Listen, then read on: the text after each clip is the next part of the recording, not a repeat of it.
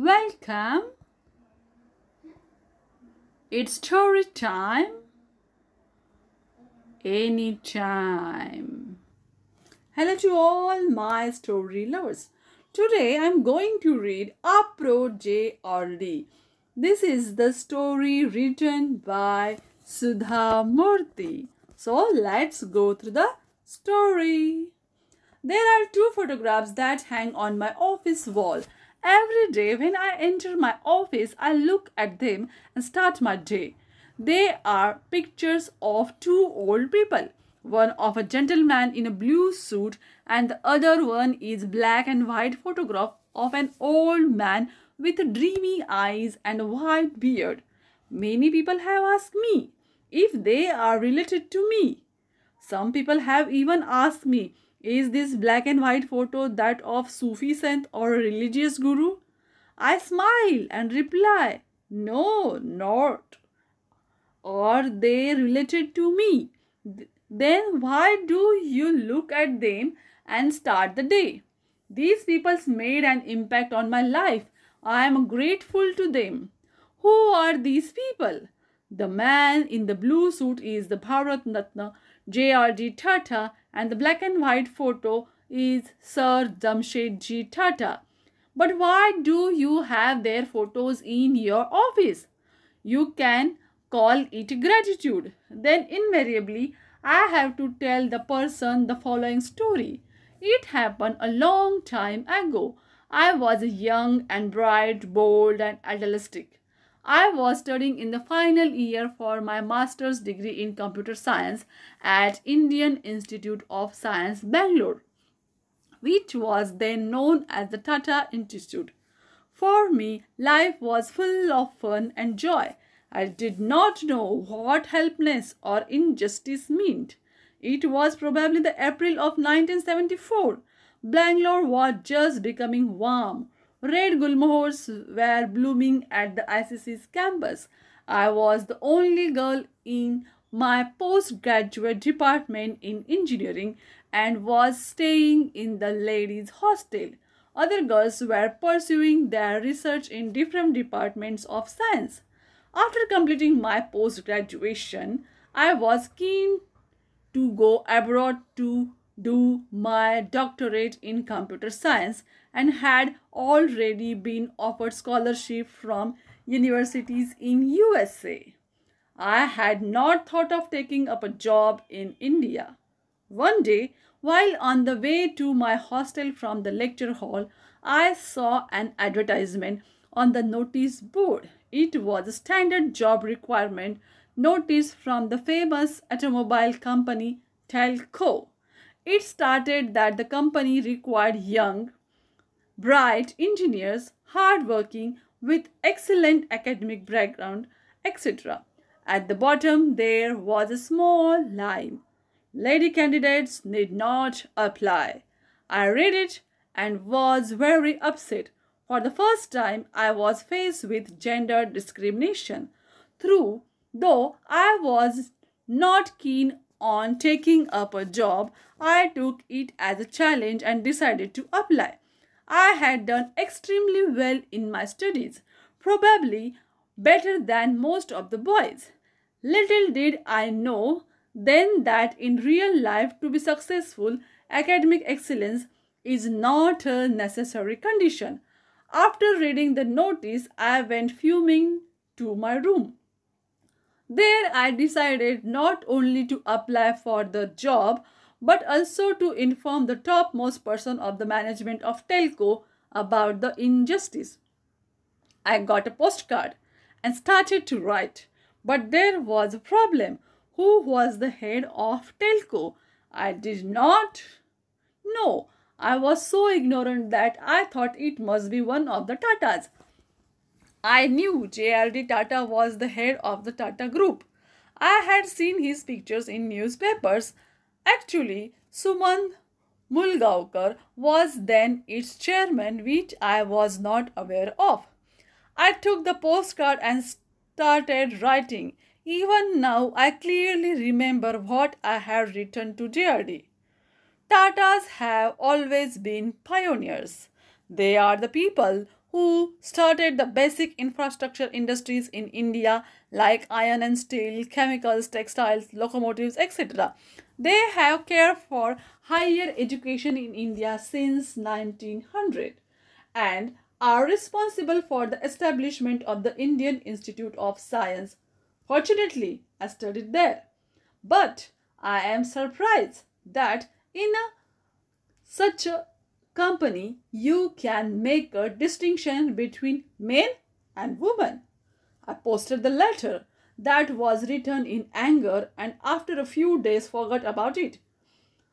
Within 10 days, I received a telegram stating that I had to appear for an interview at Telco Pune at their expense. I was taken aback, but my hostel mates told me I had to use the opportunity to go to the Pune free of cost. And the reason? Pune saris were cheap.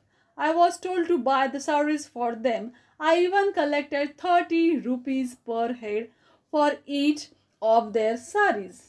Now, when I look back, I feel like laughing at the reasons, but then they seem good ones to make a trip. This was my first visit to Pune. I fell in love with the city, and even to this date, it is very dear to my heart. I feel as much at home in Pune as I do at Hubli. The city changed my life in so many ways. As directed, I went to Telco's Pimpri office for the interview. There were 6 people on the panel, and it was only then that I realized this was a serious business. This is the girl who wrote to J.R.D. I heard them whisper to each other as soon as I entered. By then, I knew for sure that I would not get a job. And when I wouldn't get a job, why should I be scared? So I was rather cool for the interview. Even before they started the interview, I knew they were biased. So I told them rather rudely, I hope this is only a technical interview. They were taken aback by my rudeness, and even today I am ashamed of my attitude. During the interview, they asked many technical questions and I answered all of them. Then one elderly gentleman with an affectionate voice told me, do you know why we said that lady candidates need not apply? The reason is that to this day we have not employed any ladies on the shop floor of the factory. This is an automobile industry. Trainees may have to work in shifts. For training, we may have to send them to Jamshedpur in Bihar. All our plants have men and machinery. Our trainees may have to drive. We have a trainees hostel and guest house for them. If a lady enters, then how can we accommodate her? We do not know how men on the shop floor will accept her. How will she come for shifts? We care for our employees, particularly if she is a lady. It is not a college where there is no gender difference. This is a factory. When it comes to academics, you are the first ranker throughout. We appreciate that. People like you should work more in research laboratories. I was a young girl from a small town, Hubli. My world was very small. I did not know the ways of large corporate houses and their difficulties. So I answered, but somewhere you must start. Otherwise, a lady will never be able to work in the factories.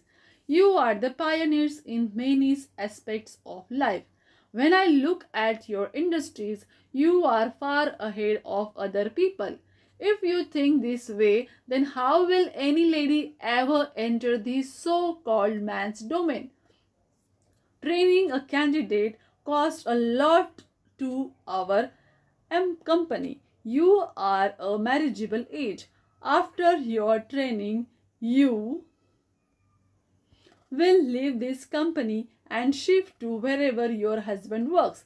Is it not a waste of money for us? I thought for a moment and replied, I definitely agree with what you say.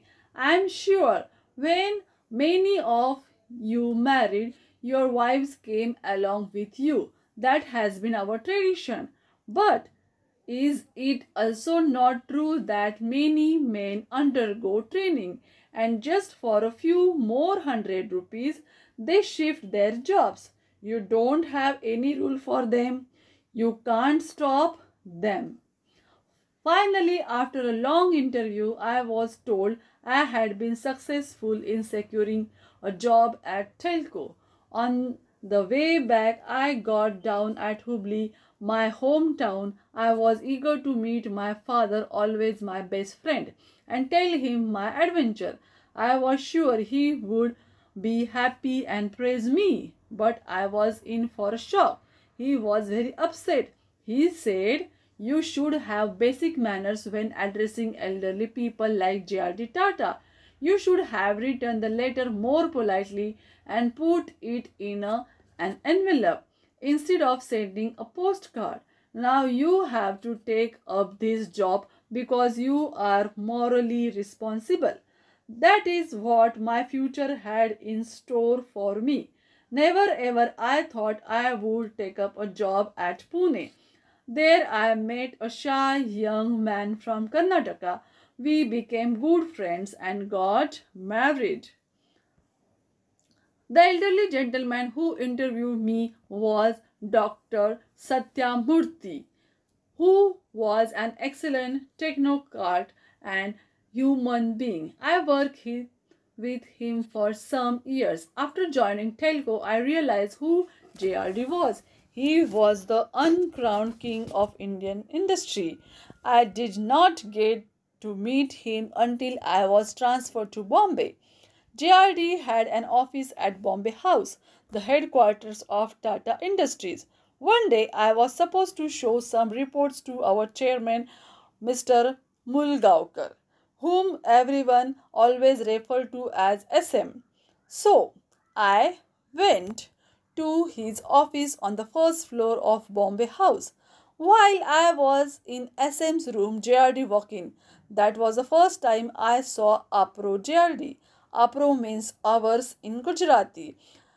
In Bombay House, people used to affectionately call him appro J.R.D. By this time, I knew who he was and was feeling very nervous remembering my rude postcard to him.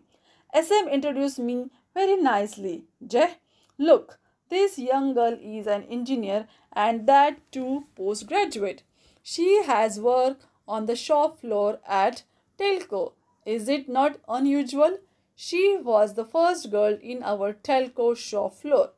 J.R.D. looked at me. I was praying he would not ask me any question regarding my interview or the postcard. Thankfully, he didn't ask me anything about that. Instead, he remarked, it is nice that in our country girls are getting into engineering. By the way, what's your name? When I joined Telco, I was Sudha Kulkarni. Sir, now I am Sudha Murty.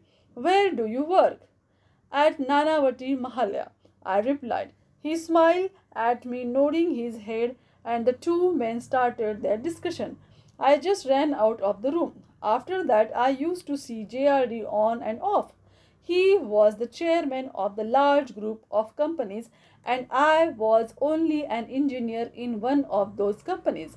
There was nothing we had in common. I used to look at him with awe. One day I was waiting for Murthy to come and pick up after office hours. To my surprise, I saw J.R.D. standing next to me. I did not know how to react. I was feeling uneasy. Again, I started worrying about the postcard. Now, when I look back, I realize J.R.D. must have forgotten about it.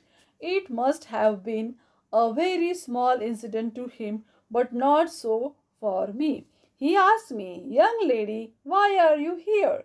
Office time is over. I said, sir, I am waiting for my husband to come and pick me up. J.R.D said, "It's getting dark. There is no one in the corridor. I will wait with you until your husband comes." I was quite used to waiting for Murty, so I was not bothered much by having to wait in the dark.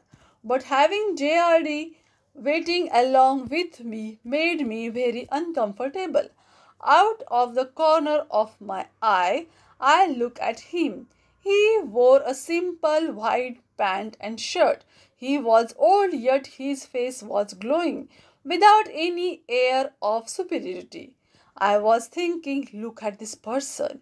He is a chairman, a well respected man in our country. He is waiting for the sake of an ordinary lady employee. As soon as I saw Murty, I rushed out. J.R.D called and said, "Young lady, tell your husband never to be late and make his wife wait." In 1982, I had to resign from my job at Telco. I was very reluctant to resign but did not have a choice. Even now, my love and respect for the house of Tatas is the same. I always look up to J.R.D as my role model for his simplicity, generosity, kindness, and the care he took of his employees. After I had made my final settlement with the company, I was coming down the steps of Bombay House. I saw J.R.D coming up. He was absorbed in some thought. I wanted to say goodbye to him, so I stopped. He saw me and he also stopped.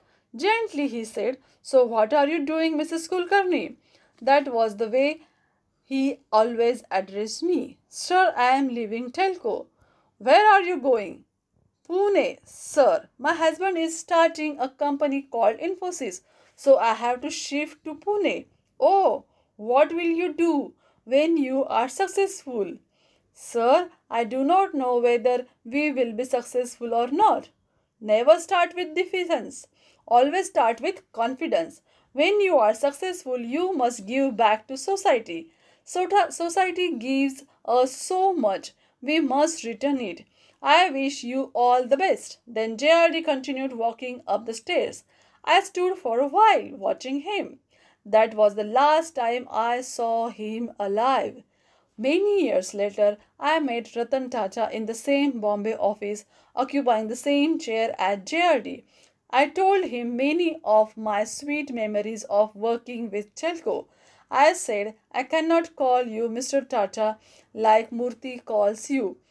You are occupying appro J.R.D seat. You will always be chairman, sir," to me. Later, he wrote to me, "It was nice listening about Jay from you. The sad part is that he is not alive today to see you." I consider J.R.D a great man because, in spite of being an extremely busy person, he valued one postcard written by a young girl who was asking for adjusting and questioning him. He must have received thousands of letters every day. He could have thrown mine away in a dust bin. But he did not do that. He respected the intentions of that unknown girl who had neither influence nor money and gave her an opportunity to work in his company.